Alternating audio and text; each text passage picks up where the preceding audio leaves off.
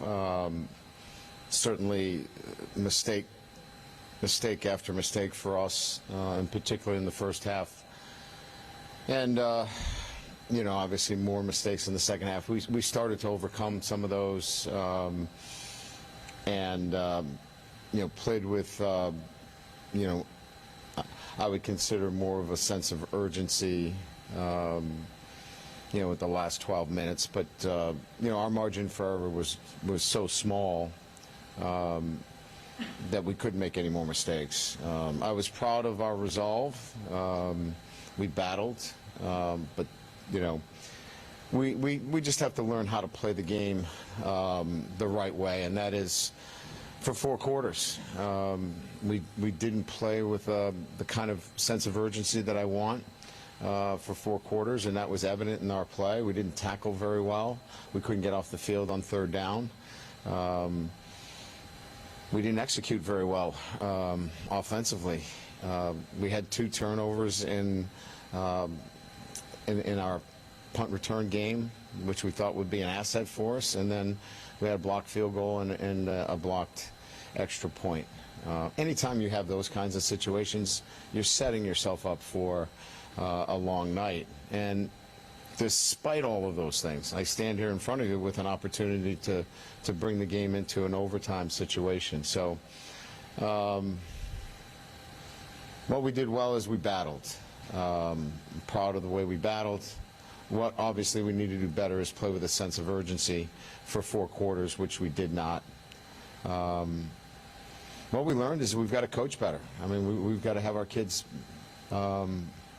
coached in a manner where they're ready, and I'm accountable for that. And we have to have them tackling better, executing better in all phases. So with that, I'll open up to questions.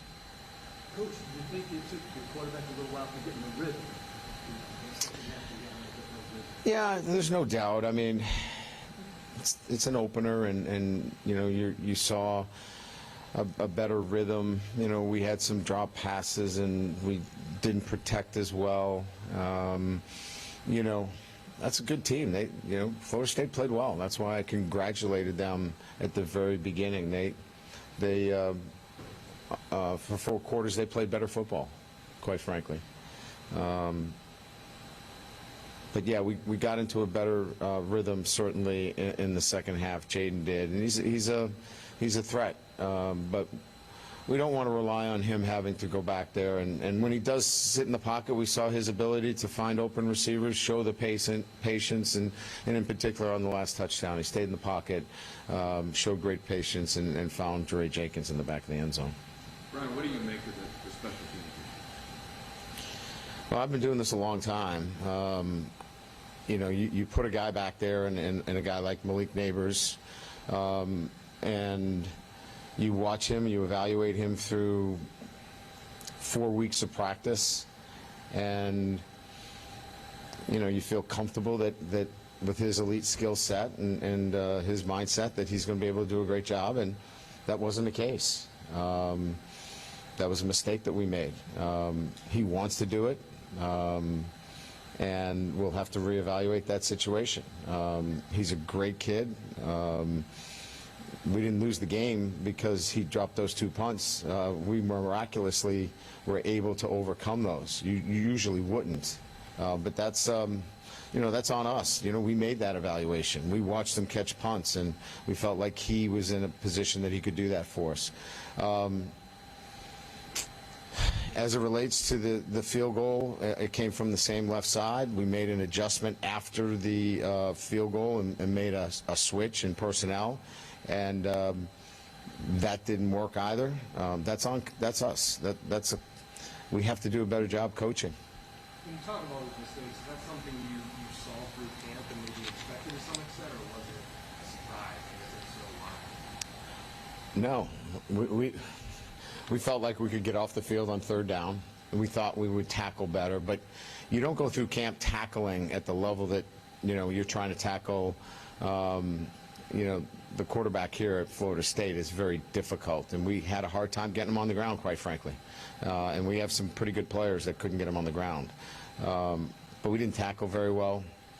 We didn't communicate as effectively as we needed to on the back end of our defense, and again, that's coaching and that's execution, and we're all in this together, players and coaches alike. We have to go back tomorrow and go back to work and get better at those things. But no, we didn't go through camp and go, wow, we are who we are. We have all these holes.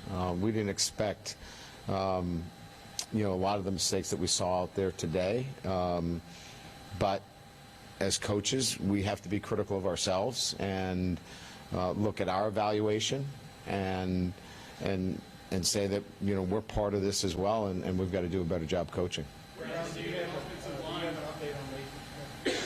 No, that's a knee that he'll get an MRI first thing in the morning.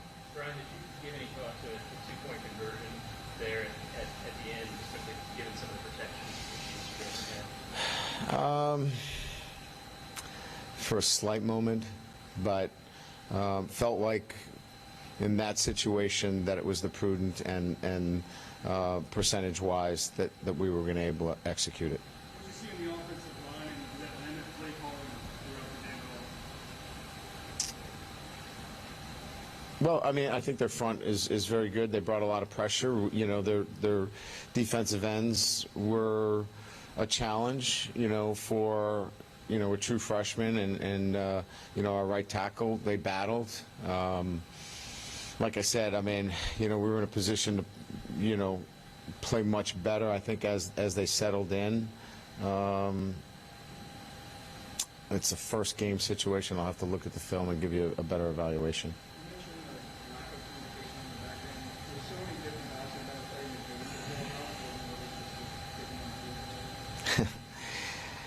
Yeah, I mean, lack of communication is one way to put it. I would just say, as this game is moving fast, it's making sure that you're not tipping off coverages and, making sure you're leveraging the football the right way as well as communicating. And yeah, these guys haven't played a ton of football, and they're going to get better. Look, I'm not here to, say we take any solace in a loss. That's not why I'm here at LSU, to learn about great lessons in losses. But the reality of it is we've got some learning to do. We've got to coach better and we've got to play better.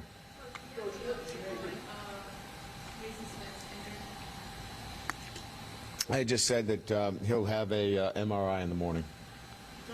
Coach, what did you make of Keishawn Butte's play? Was something just kind of off there tonight, I think? I think it's like anything else.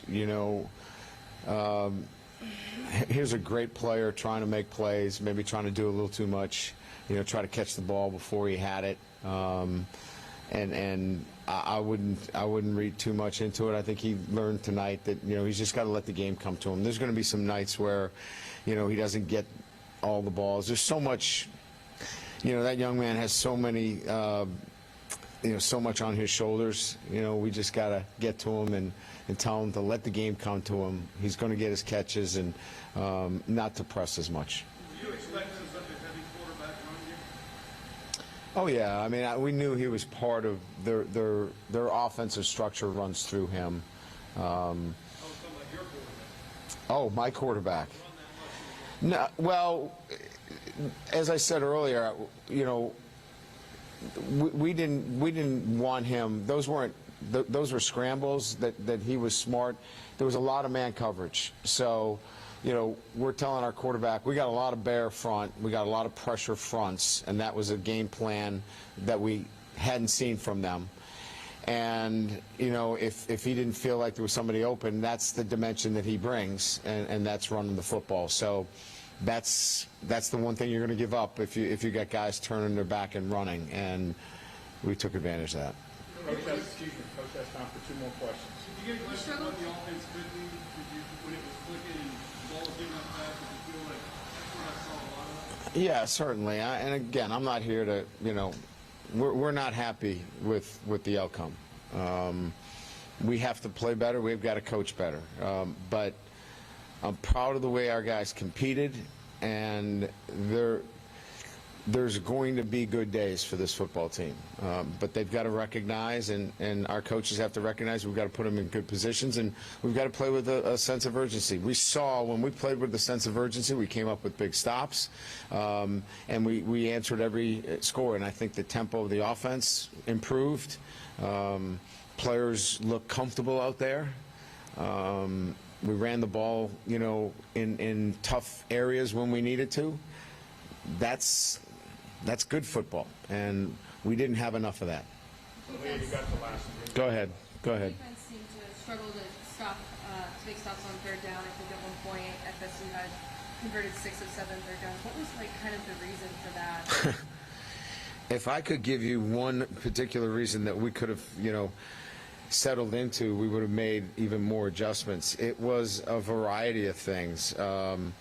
Most of it had to do with their quarterback improvising.